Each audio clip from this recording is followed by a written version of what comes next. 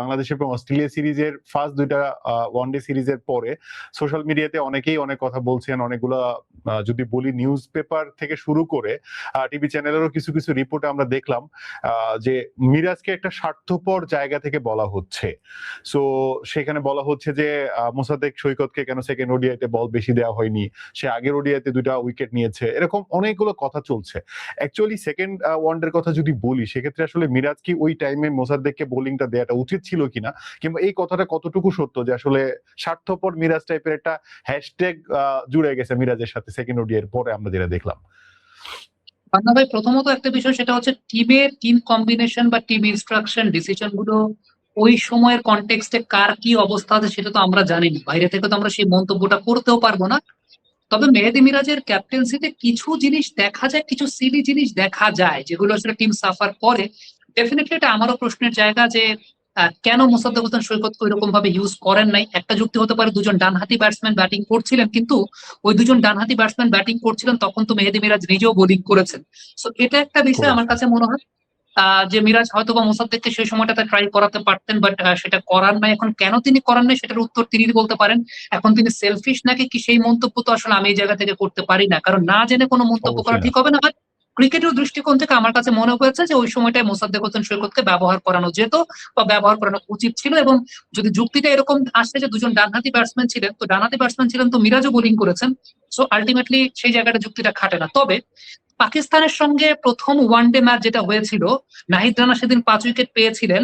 ওই দিন মিরাজ কেন 10 ওভার বোলিং করেছিলেন সেটা নিয়েও কিন্তু সোশ্যাল মিডিয়াতে অনেক কথা হয়েছিল। আমি কথা সেটার হয়েছিল। ব্যাখ্যায় যদি বলি, এক্ষেত্রে নাহিদ রানার মতো একজন পেস বোলার পৃথিবীর কোনো ক্যাপ্টেন তাকে টানা 10 ওভার বোলিং করাবে না।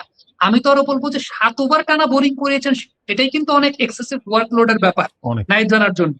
দ্বিতীয়ত একটা ব্যাপার হচ্ছে পাকিস্তানের ওই টিমটাতে কিন্তু মাঝখানে 5 জন বাঁহাতি ব্যাটসম্যান ছিলেন।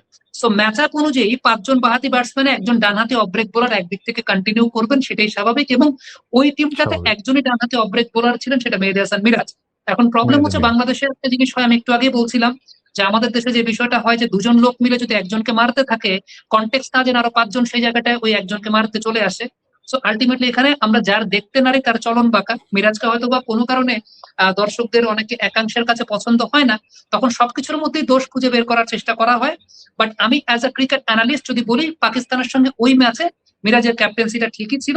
তবে অস্ট্রেলিয়ার সঙ্গে সেকেন্ড ওয়ানডে ম্যাচে এটা আমার কাছে মনে হয়েছে মেহেদী মিরাজের ক্যাপ্টেন্সিটা আপ টু দ্য মার্ক ছিল না। ইভেন আরেকটা জায়গা আমার মনে হয় যে মেহেদী মিরাজ একটু বোঝা উচিত, একটু ক্যালকুলেট করা উচিত নাহিদ রানা কোন কোন দিন ভালো করেন।